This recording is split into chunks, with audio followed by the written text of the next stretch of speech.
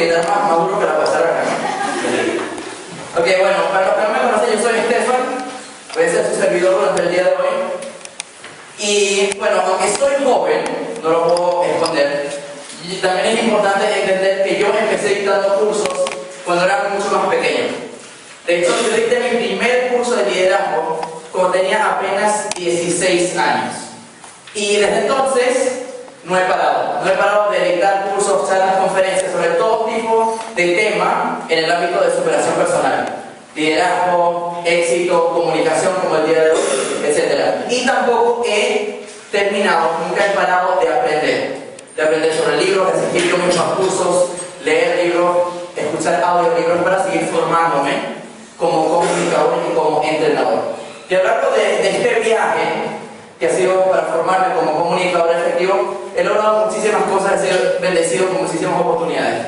Desde entrar en la mejor escuela de negocios de Alemania, pasando por conocer un premio Nobel de la Paz, hasta llevar mis cursos y mis conferencias a literalmente miles de personas alrededor del mundo entero. Y digo todo eso no porque para halagarme a mí mismo, no para echármela, sino porque yo sé que si yo logré hacer todo eso, ustedes pueden lograr mucho más.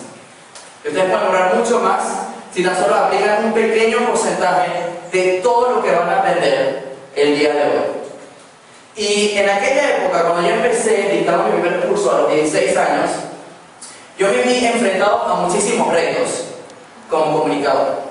En mi comunicación personal, por ejemplo, yo pensaba en aquella época que era mucho más importante ser entendido que entender. En aquella época yo pensaba que era mucho más importante convencer a otra persona que dejarme convencer, cuando tal vez la otra persona tenía la razón. También en mi aspecto laboral, en el tiempo que estaba en el colegio, yo pensaba que era mucho más importante aparentar ser inteligente que realmente ser inteligente. Yo pensaba que era mucho más importante lo que decía que cómo lo decía. Y en mi comunicación profesional, dictando cursos, charlas, por apenas 16 años, yo pensaba que era mucho más importante aparentar ser serio que ser yo frente a las personas. Pero el mayor reto al cual me había enfrentado en aquella época es que yo pensaba que si no era mejor comunicador, era porque simplemente no tenía el talento. Era que si no era mejor comunicándome, es que simplemente por alguna razón no tenía más talento como comunicador. Y mi perspectiva sobre eso cambió cuando seguimos dictando cursos, seguimos dictando conferencias, y cada vez que me daba cuenta que la respuesta de las personas era mejor. Las personas ya no solamente decían me gustó, sino que le empezaban a contar a todo el mundo. Las personas no decían solamente al final del curso me agradó, sino que venían una y otra vez a todos los cursos y veían todos los videos que subimos en YouTube, etc. Entonces yo me di cuenta, mira, la respuesta de nuestros participantes está mejorando. Eso significa de alguna manera que yo estoy mejorando como comunicador. Y eso fue una gran distinción para mí, porque en ese momento yo entendí que la comunicación no es un talento fijo, sino es una habilidad que puedo desarrollar.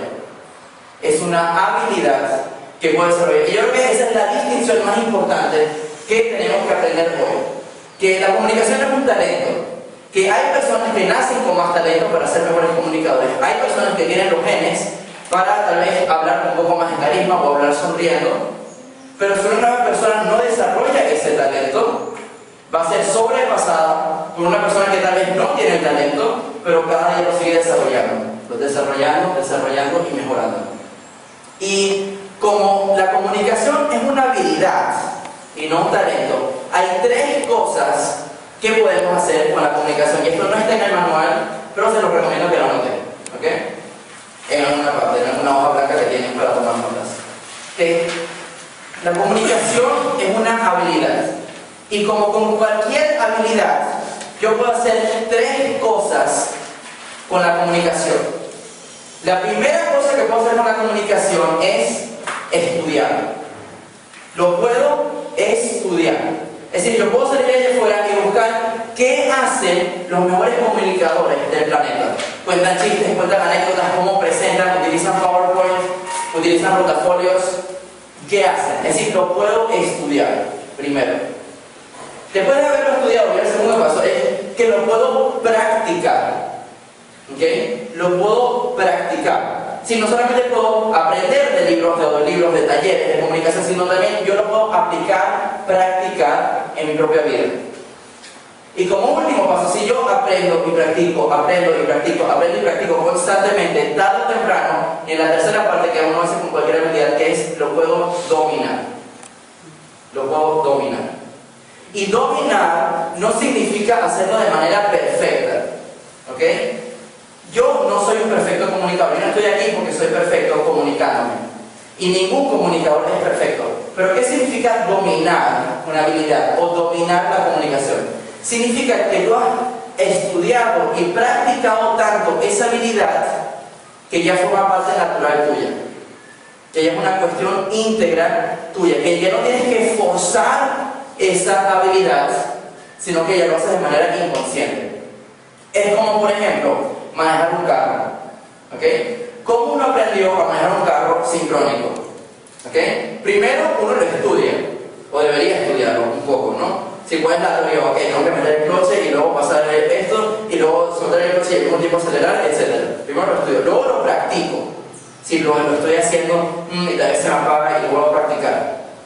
Y de tanto estudiar y practicar, es como que lo estamos forzando. ¿No es cierto? Es como que tengo que meter el cloche y pasar y luego lo acelerar, todo el tiempo uno lo está forzando. ¿No es cierto? De tanto estudiar y practicar, se siente como si uno lo estuviera forzando. Porque todavía no forma parte de su vida. Todavía no es una habilidad que domino. Pero llega un día en el que, sin darnos cuenta, estamos manejando a la vez que estamos pensando en otras cosas. ¿No es cierto? Ahorita, hoy en día, uno maneja y uno está hablando por celular o con manos libres. ¿Okay? O uno está pensando simplemente en todas las cosas que va a hacer durante el día. Porque eso significa que uno lo domina. Uno lo domina. La habilidad de manejar ya forma parte íntegra de uno mismo. ¿Qué significa eso? ¿Que uno es perfecto manejando? No. Uno se choca o casi choca o se mete demasiado de pronto con la otra persona y la otra persona se molesta. No. Dominar la habilidad de manejar no significa que somos perfectos, sino que lo hacemos de manera casi inconsciente. Y lo mismo sucede con la comunicación. Que lo podemos estudiar y practicar tanto, estudiar y practicar. Al principio se siente como si lo estuviéramos forzando, el expresarnos más, el expresarnos con claridad, con relevancia, etc. Pero llega un punto en el que lo dominamos. Y no significa que somos perfectos comunicadores, sino que ya lo hacemos de manera inconsciente. ¿Ok? Entonces, ese es justamente el objetivo de este curso. ¿Ok? Queremos pasar de forzar las técnicas y las habilidades de comunicación a dominarlas. ¿Ok?